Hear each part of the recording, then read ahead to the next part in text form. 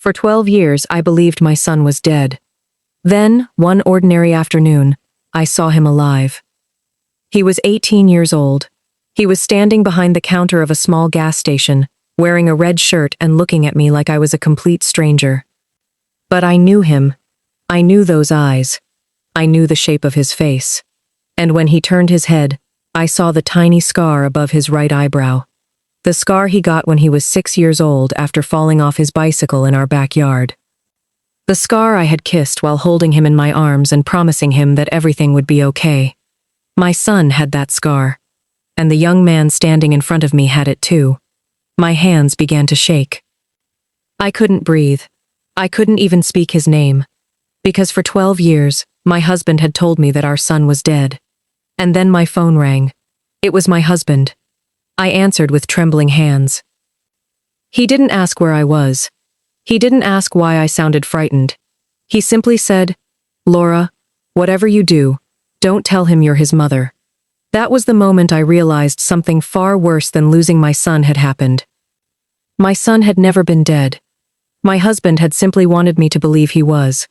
My name is Laura, and for 12 years, I thought the worst thing that could ever happen to a mother had already happened to me. I was wrong.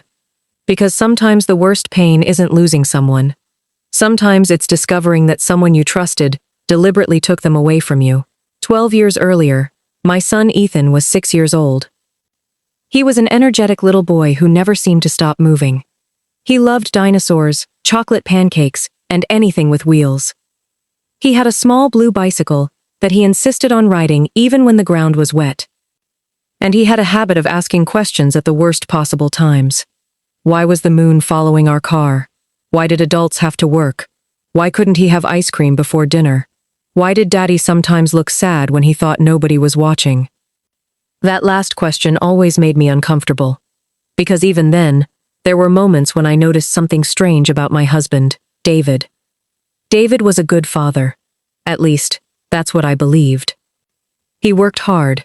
He provided for us. He attended Ethan's school events. He helped with homework. He took Ethan fishing. And whenever Ethan ran toward him shouting, "Daddy," David's entire face would light up. I never had a reason to believe he didn't love our son. That's why what happened next destroyed me. It was a Saturday afternoon.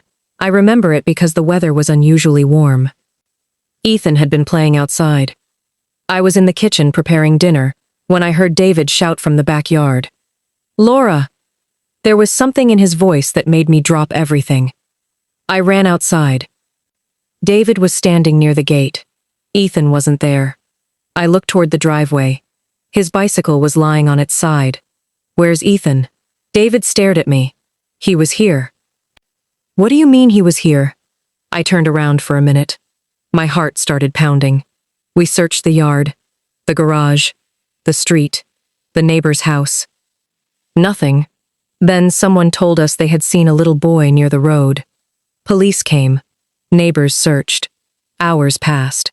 Then the hours became a night, and the night became morning. I don't remember much of the next few days. I remember photographs, police officers, questions, people telling me to stay hopeful. I remember sleeping in Ethan's bed because it still smelled like him. I remember holding his favorite stuffed dinosaur against my chest.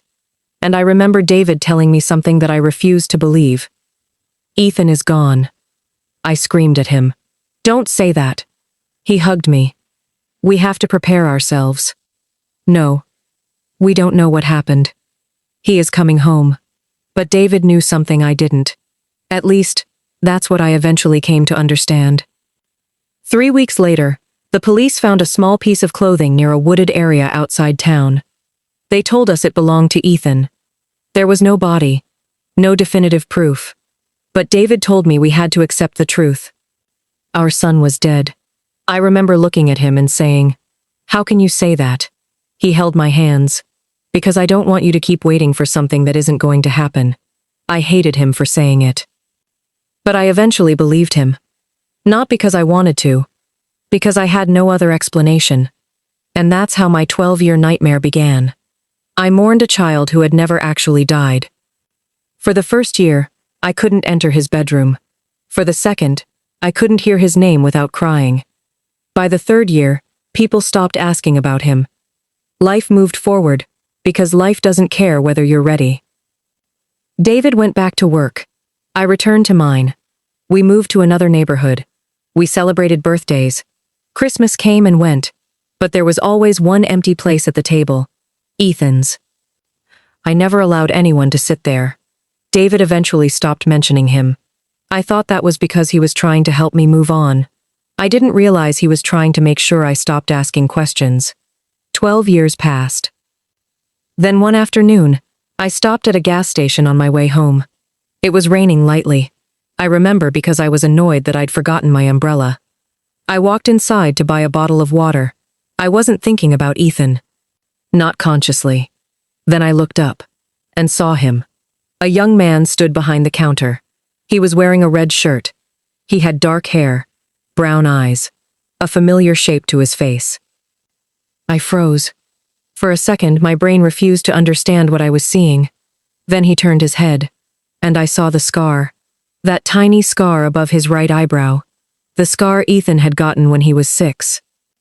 My knees almost gave way. The bottle slipped from my hand. It hit the floor. The young man looked at me. "Ma'am?" I couldn't answer. He bent down to pick up the bottle. And when he stood again, I stared into the face of the little boy I had buried in my heart 12 years earlier. "Ethan?" He frowned. "I'm sorry?" I stepped closer. "Ethan?" He looked confused. "That's not my name." My heart shattered. I whispered, "What is your name?" He told me, but I barely heard it. Because I already knew. He was my son. I knew it with a certainty that terrified me. I walked outside. My hands were shaking so badly that I nearly dropped my phone. I called David. He answered immediately. "Laura? Where are you?" There was silence. "Laura? What's wrong?" I saw him. Another silence. Then his voice changed. "What are you talking about?" I saw Ethan. David stopped breathing. I could hear it. That tiny pause told me everything. "You didn't." "I did." "Laura. I saw our son. He isn't." "Don't." I closed my eyes. "Don't tell me he's dead again." David didn't speak. Then he said the words that changed my life forever. "Laura, whatever you do, don't tell him you're his mother." I felt the world disappear beneath my feet. "What did you just say?" "Listen to me." "No. Laura, please." "You knew." He didn't answer. "You knew he was alive." "Laura, you knew." His silence was the answer. I hung up. I went back inside. The young man was still behind the counter. He looked at me strangely. "Are you okay?" I stared at him. "Do you have a scar?" He touched his eyebrow. "This?" I nodded. "Yeah, I got it when I was little." "How?" He shrugged. "I fell off a bike. I started crying." He looked alarmed. "Ma'am?" I whispered. "Who told you your name?" He gave me the name he had been using all his life. Then I asked, "Where did you grow up?" He told me. It was a town almost 4 hours away. "Who raised you?" He hesitated. "My dad." "What was his name?" He told me. It wasn't David. But something was wrong. Because every answer led back to the same place. David. I went home that evening and waited. David arrived around 7. He walked through the front door. He looked at me, and immediately knew. I had discovered everything. I didn't scream. I didn't throw anything. I simply placed my phone on the table. Then I said, "Tell me where my son is." David sat down. "Laura, tell me." He looked at the floor. "Ethan is alive." I felt tears roll down my face. "You knew for 12 years." "Yes." "Why?" He didn't answer. "Why did you tell me he was dead?" "I thought I was protecting you." I laughed. It was the kind of laugh that comes when something hurts too much to cry. "Protecting me?" I was afraid. "Of what?" David looked at me. "Of losing him." "You already lost him." "No." He shook his head. "I was afraid of losing both of you." I stared at him. And slowly, the truth began to come out. David hadn't kidnapped Ethan himself. At least, that's what he claimed. He said that after Ethan disappeared, someone had contacted him, a man who knew where Ethan was. A man who claimed Ethan had been taken by people who wanted money from David. David said he was threatened. He was told that if he involved the police or tried to recover Ethan, the boy would disappear permanently. I listened. But something didn't make sense. Then why did you tell me he was dead? David looked away. Because I couldn't tell you the truth. Why? Because they were watching us. I stared at him. Who? He wouldn't answer. I stood up. You're lying. I'm not. You've had 12 years to prepare your story. I know. And you're still lying. He started crying. I made mistakes. Mistakes? I stepped toward him. You watched me mourn our child for 12 years. I know. You watched me sleep in his room. I know. You watched me visit his grave. I know. You watched me believe my baby was dead. His face crumbled. I'm sorry. I slapped him. The sound echoed through the room. He didn't defend himself. I looked at him. I don't care what your reason was. Then I asked the question that mattered most. Where is my son? David whispered. The town. The same town Ethan had told me. I drove there the next morning. I didn't tell David. I found the house. And there he was. My son. 18 years old. Alive. Standing in a driveway. He looked at me. He didn't know me. That was almost worse than everything else. I wanted to run toward him. I wanted to hold him. But I remembered David's warning. Don't tell him you're his mother. So I stood there. And I asked, Can I talk to you? He nodded. We sat outside. I asked him about his childhood. He told me stories. Stories I recognized. The bicycle. The dinosaur. The pancakes. But there were missing pieces. He remembered falling from a bicycle. He remembered a woman holding him. But he couldn't remember her face. I asked, Do you ever dream about someone? He looked at me. Sometimes. Who? I don't know. What's she like? He stared at the ground. She has brown hair. My heart stopped. What else? She always sings when she's cooking. I covered my mouth. That was me. I always sang while cooking, even when I was terrible at it. I asked him if he had any childhood photographs. He said yes. Then he went inside. When he returned, he was holding a small box. He opened it. Inside was a photograph. A little boy on a bicycle. My Ethan. My hands trembled. Where did you get this? My father gave it to me. Your father? He nodded. Then he said, He told me my real mother abandoned me. I couldn't breathe. David had not only told me Ethan was dead. He had told Ethan that I had abandoned him. That was the part that finally broke me. I couldn't protect myself from the lie. But Ethan had spent 12 years believing his own mother didn't want him. I started crying. He looked at me. Why are you crying? I looked into his eyes. And I finally told him. Because I'm your mother. He froze. Neither of us moved. Then he laughed nervously. That's not funny. I'm not joking. He stood up. No. Ethan. No. He stepped backward. My mother left me. I never left you. My father said. He lied. He stared at me. Then I told him everything. The disappearance. The police.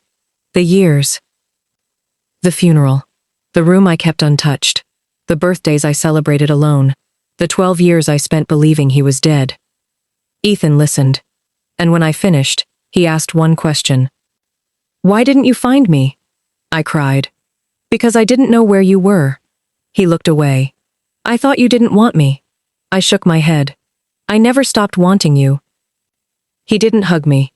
Not immediately. He didn't forgive me. He didn't suddenly call me mom. He simply sat there. And for the first time in 12 years, I sat beside my son. That was enough. But the story wasn't over. Because I still needed to know the truth about David. I went back home, and I searched everything. His office, his computer, his old documents. his financial records. And eventually I found something. A bank account. Opened 12 years earlier. Every month, money had been transferred into it. The payments were going to the family who had raised Ethan. David had been paying them. For 12 years, I confronted him. He admitted it. But then he told me something I hadn't expected. He said the people who raised Ethan weren't strangers. They were his relatives. His older sister and her husband. And David had arranged for Ethan to live with them after deciding that he couldn't handle the responsibility of raising a child with me. I stared at him. "What?" he cried. "I was drowning financially. So you gave away our son? I thought it would only be temporary. Then why tell me he was dead? Because I knew you'd never agree." There it was. The truth. There was no mysterious organization. No dangerous criminals. No impossible conspiracy. There was simply a selfish man who made a terrible decision and then spent 12 years protecting himself from the consequences. He had convinced himself that he was protecting Ethan. But he was protecting himself. He didn't want to be a father anymore. He didn't want the responsibility. And he didn't want me to leave him if I discovered what he'd done. So he created a story. Ethan was dead. And I believed him. For 12 years. I asked David one final question. "Did you ever regret it?" He looked at me. "Every day." "Then why didn't you tell me?" "Because every year it became harder." I nodded. "That's not regret." He looked confused. "That's cowardice." He didn't argue. Because he knew I was right. Months passed. Ethan slowly became part of my life. At first, it was awkward. He didn't know what to call me. Sometimes he called me Laura. Sometimes he stopped himself before saying anything. I didn't force him. I knew I had 12 years to make up for. And I knew I couldn't demand that he forgive someone else's decisions just because I was his mother. We started small. Coffee. Lunch. Long conversations. Old photographs. I showed him his childhood bedroom. He stood in the doorway for several minutes. There were toys he had forgotten. A drawing he had made. A tiny blue jacket. He picked it up. Then he looked at me. "You kept all this?" I nodded. "I thought you'd come home." He looked down. Then he whispered, "I wish I had." I walked toward him. This time, he didn't step away. He hugged me. And I held my son for the first time in 12 years. I didn't care that he was 18. I didn't care that he was almost a grown man. To me, he was still the 6-year-old boy who had once run into my arms after falling from his bicycle. I held him and cried. He cried too. And for the first time since his disappearance, my house felt like a home again. David eventually moved out. He asked me to forgive him. I told him forgiveness wasn't something I could give him simply because he was sorry. Some wounds need time. Some betrayals change everything. And some people don't understand what they've taken from you until they have to watch you rebuild your life without them. David had spent 12 years deciding what was best for everyone. Now he had no decision left to make. Ethan eventually changed his name back to the one on his birth certificate. But he kept the name he had grown up with as a middle name. He told me, "Both names are part of me." I understood. Because those 12 years were part of him too. I couldn't erase them. Neither could he. But we could build something new. 1 year after I found him, Ethan and I returned to the same gas station where everything had begun. We stood outside in the rain. He looked at me and smiled. "Do you remember the first thing you said to me?" I laughed. "I asked if you had a scar." He touched his eyebrow. "You were staring at me like I'd come back from the dead." "You did." He smiled. "No." He looked at me. "I came back from being lost." That sentence stayed with me. Because maybe that was the truth. Ethan hadn't been dead. He had simply been lost. And for 12 years, I had been mourning someone who was still somewhere in this world. I had spent years asking myself what kind of mother survives losing a child. Now I understood the answer. A mother survives because she has no choice. She wakes up. She works. She smiles when she doesn't want to. She celebrates birthdays that should have been celebrated differently. She keeps old clothes in drawers. She talks to photographs. She tells herself that one day the pain will become smaller. But sometimes life gives you something you stopped believing was possible. Sometimes the person you thought you lost comes back. And when that happens, you realize something. The 12 years were stolen from us. We couldn't get them back. I couldn't give Ethan his childhood. He couldn't give me back the birthdays I missed. I couldn't undo the years he spent believing his mother had abandoned him. And I couldn't undo what David had done. But we could choose what happened next. That was the choice David had taken away from us. And now it belonged to us again. My son was alive. He was sitting at my kitchen table. He was laughing. He was complaining about my cooking. He was leaving his shoes in the hallway just like he had when he was 6. And sometimes, when I looked at him, I still couldn't believe it. 12 years. 12 years of believing my child was gone. 12 years of grieving. 12 years of wondering what I could have done differently. And all along he had been alive. The man I trusted most had taken my son from me. But he couldn't take away the love I had for Ethan. That had survived everything. And maybe that was the greatest thing I learned. People can lie. People can manipulate. People can steal years from you. But they cannot always destroy the love that was there before the betrayal. Today, there is no locked room in my house. No secret box. No hidden photograph. No key that I am afraid to turn. Ethan has a key to my house now. I gave it to him myself. The first time he used it, he stood at the door for a moment. Then he looked at me. "Can I come in?" I smiled. "You're home." And he walked inside. For 12 years, I believed my son was dead. Then I saw him. And in that moment, I realized I hadn't been given my old life back. I had been given something different. A second chance. Not to recover the 12 years we'd lost, but to make sure we never wasted another one. And as I watched my son walk through the house he should have grown up in, I finally understood something I had spent years trying to accept. Some betrayals change your life forever, but they don't have to decide how your story ends. David made a choice 12 years ago. He thought he could decide who belonged in my life. He was wrong, because my son came home. And this time, I was the one holding the key.